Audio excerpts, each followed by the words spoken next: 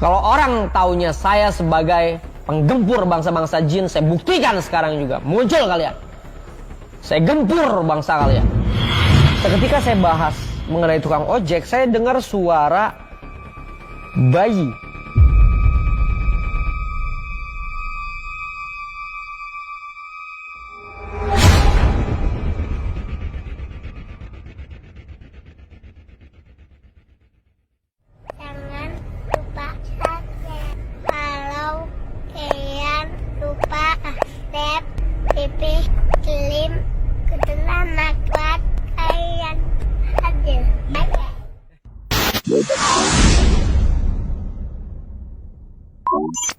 Gengs, hari ini saya berada di sebuah rumah sakit yang cukup menyeramkan.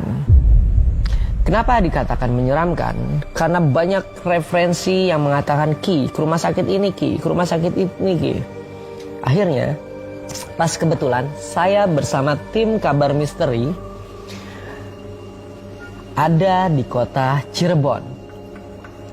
Dan malam ini saya akan memutuskan untuk memasuki rumah sakit yang sudah tidak terpakai. Mendengar bekas bangunan rumah sakit umum daerah RSUD Arjawinangun yang terlintas adalah rumah sakit uka-uka. Karena begitu banyak cerita mistis menghiasi rumah sakit ini, gengs. Tapi sejarah bangunan tersebut mungkin hanya sedikit yang tahu.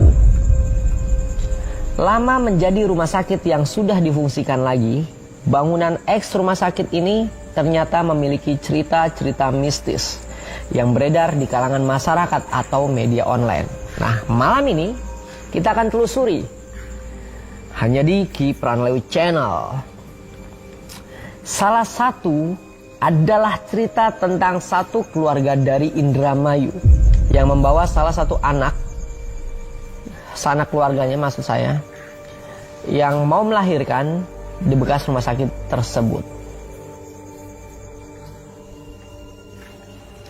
Nah, itu disebutkan tuh melalui berita yang pernah saya baca, bahwa ada seorang keluarga yang mengantar anaknya yang bersalin di rumah sakit ini. Namun mereka malah masuk ke bangunan yang lama. Menurut cerita, mereka datang ke rumah sakit Arjawinangun lama, gengs. Nah, di situ terlihat tuh semua lampu bangunan menyala dan kegiatan rumah sakit berjalan seperti biasanya. Akhirnya mereka memutuskan untuk membawa anaknya ke rumah sakit itu. Sedangkan kita lihat sepanjang jalan, sepanjang kita memasuki rumah sakit ini, gelap, kosong, terbengkalai, dan bau. Lalu pertanyaannya, lampu dari mana yang mampu menyalakan bekas bangunan tua ini?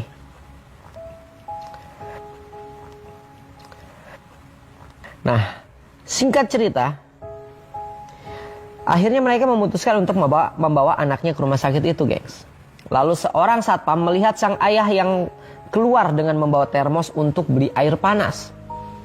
Satpam ini pun kaget, karena bapak ini baru aja keluar dari rumah sakit yang udah terbengkalai lama.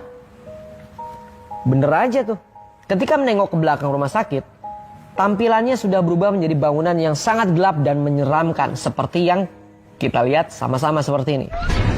Ketika sang ayah dan satpam masuk untuk melihat anaknya, ternyata anaknya ini sedang terbaring di atas kasur yang sangat kotor.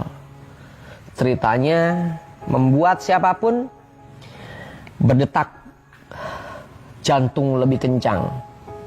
Apalagi saya yang melakukan explore di malam hari ini. Nah,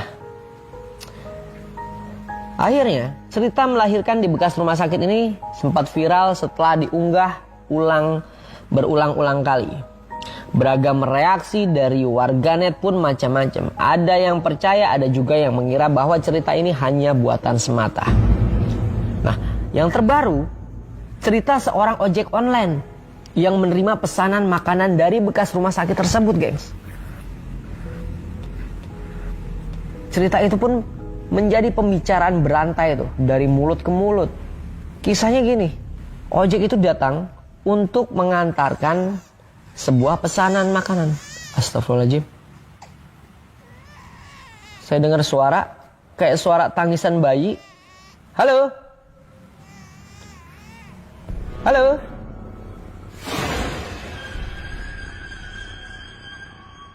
Sumpah loh, saya dengar suara seperti tangisan bayi di situ. Siapa?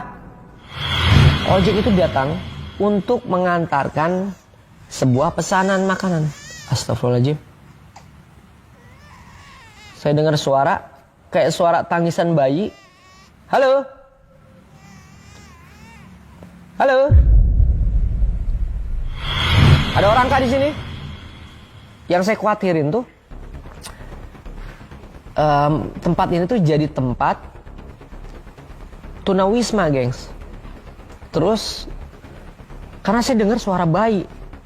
Kan kita di awal membahas tentang cerita yang dikabarkan orang Indramayu itu mau melahirkan di rumah sakit ini.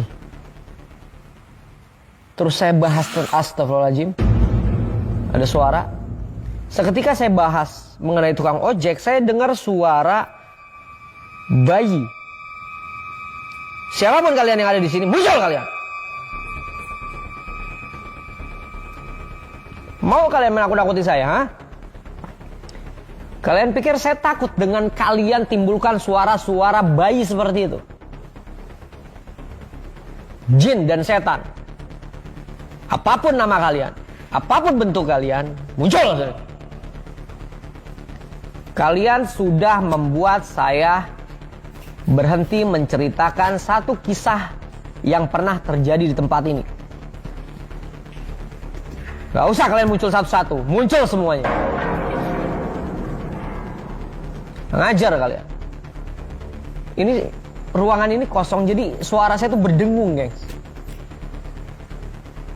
Begini nih, kalau misalkan kita mau membahas segala sesuatu tentang tragedi yang pernah ada di setiap bangunan yang memiliki histori yang berbeda, pasti ada beberapa eksistensi atau fenomena yang tertangkap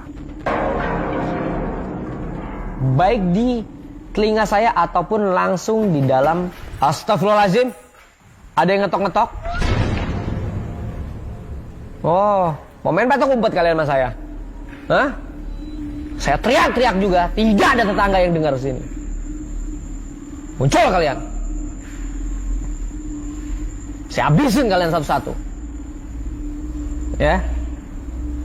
Kalau orang taunya saya sebagai penggempur bangsa-bangsa jin, saya buktikan sekarang juga. Muncul kalian. Saya gempur bangsa kalian. Jangan memanfaatkan kondisi dan situasi dari bangunan-bangunan seperti ini kalian. Ruang hemodialisa. Apa artinya? Ada yang tahu? Komen di bawah ini, guys. Astagfirullahaladzim. Reaksi di dalam diri saya sudah mulai terpengaruh. Merinding, ya. Takut, ya. Tapi untuk mengajak kalian semua menghilangkan rasa takut itu, saya harus menunjukkan satu sisi keberanian yang saya miliki, agar itu bisa kalian terapkan di dalam dunia nyata, dimanapun kalian berada, untuk tidak takut lagi terhadap bangsa-bangsa seperti setan. Ngajar nih. Saya ulangin ya. Nah, ojek itu tuh datang tuh untuk nganterin pesanan makanan. Tapi dia kebingungan karena setelah sampai di lokasi, pesanan datang dari bekas rumah sakit UKUK ini.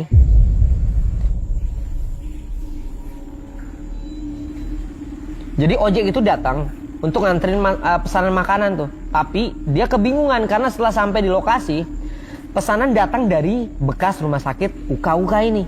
Ujar seseorang yang pernah mendengar cerita tersebut.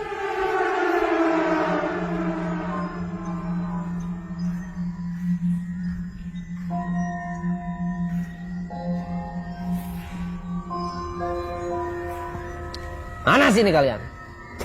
Astagfirullahaladzim, diketok-ketok lagi. La haula wala quwwata illa billahil aliyil azim. A'udzubillahi samil alim minas syaitonir rajim. Mana muka jelek kalian? Mana tampang jelek kalian? Muncul tuh. Ngajar loh. Nah, bangunan luas yang sudah nggak terawat, dihiasi rumput ilalang yang tadi sempat kita lihat, ini nggak salah kalau orang memandang bekas rumah sakit Arjawinangun tersebut dengan sebutan rumah sakit UKUK, gengs. Karena sudah berantakan, sudah ditinggal lama, dan seringkali mendengar cerita-cerita tentang kejadian yang di luar akal logika manusia. Namun, di balik semua cerita mistis yang pernah beredar, setelah perjalanan rumah sakit umum daerah Arjawinangun yang lama mungkin hanya sebagian orang saja yang tahu. Seperti pernah ditulis oleh akun Facebook Cirebon Berita tuh. Rumah sakit Arjawinangun adalah rumah sakit milik pemerintah. Ruang kimia, klinik, dan serologi. Adalah rumah sakit milik pemerintah daerah. Astagfirullahaladzim. Ada kayak suara kayak ngerambat di atas loh. Begini nih, selalu aja ada interaksi-interaksi yang gak penting nih. Saya kesini gak mau nyari setan-setan petot ya, tapi kalau lu muncul, tak betot kalian.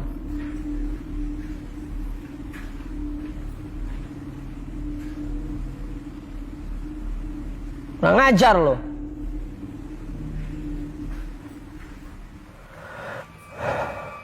Emosi ya.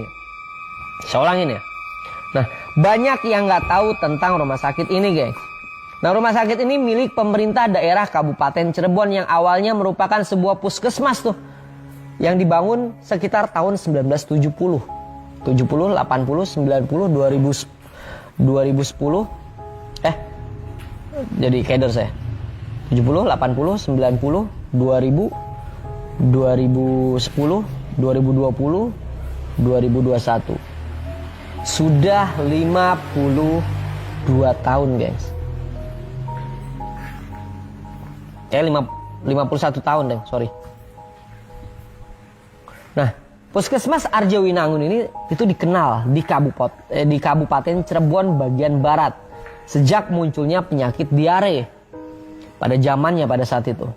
Nah, penyakit diare ini merupakan penyakit endemis yang berpotensi menimbulkan kejadian luar biasa kepada si penderita. 9 tahun kemudian, melalui surat keputusan bupati yang pernah saya baca berita maksud saya, bukan baca, ada suara, mau kalian muncul-muncul, nah? Mau kalian berdebat dengan saya? Bangsa-bangsa setan, kalian pikir saya takut? Enggak. Kalian pikir saya ngeri? Enggak. Karena yang eksplor bukan saya. Ups. Yang eksplor adalah keberanian yang saya timpalkan untuk menghadapi bangsa-bangsa seperti kalian. Muncul kalian. Saya ulangin ya, 9 tahun kemudian, melalui surat keputusan bupati, Puskesmas Arjawinangun ini ditetapkan menjadi rumah sakit kelas D dengan tempat tidur sebanyak 45 buah. Itu sejarah yang pernah saya baca. Hingga akhirnya Departemen Kesehatan RI melalui surat keputusan sekian pada tanggal 23 Oktober 1994 mengakui secara resmi perubahan puskesmas menjadi rumah sakit kelas D. Itu yang selama ini jarang sekali kalian ketahui. Karena pada saat orang memasuki tempat ini hanya mengeksplor bagian-bagian tempat-tempat yang dianggap angker, terus bangunan tua dan lain sebagainya, tetapi tidak secara lugas menjelaskan tentang sejarah dari bangunan Arjawinangun ini, guys. Nah, nggak butuh lama nih. 1 tahun kemudian, tepatnya 30 Januari 1995, surat keputusan Menteri Kesehatan RI menetapkan RSUD Arjawinangun naik menjadi kelas C yang ditindaklanjuti dengan Peraturan Daerah Nomor 4 tahun 1996. Nah, Setelah tahun 2000, untuk pertama kalinya RSUD Arjawinangun ini mendapat sertifikat akreditasi rumah sakit untuk 5 jenis pelayanan. Nah, berlaku 5 tahun. Perda nomor 64 tahun 2001. RSUD berubah menjadi Badan RSUD Arjawinangun. Astagfirullahaladzim. Saya dengar suara.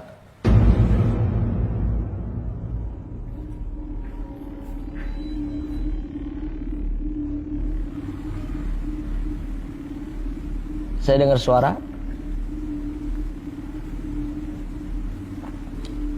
Nah, perubahan yang terus dilakukan di jajaran direksi menuntut pengembangan rumah sakit menjadi lebih baik tuh. Melakukan pengembangan rumah sakit atau relokasi ke tempat baru menjadi bahan diskusinya para direksi. Nah, dengan melakukan beberapa kali studi banding ke rumah sakit yang lebih maju pada saat itu, maka tahun 2005 dilakukanlah relokasi ke tempat yang lebih strategis, tentu dengan persetujuan Pemkab Cirebon sebagai pemiliknya. Nah, itulah sepenggal kisah sejarah di mana Rumah Sakit Umum Daerah Arjawinangun ini dibentuk. Dari tahun ke tahun 1970 hingga 2000-an dan saat ini kosong terbengkalai.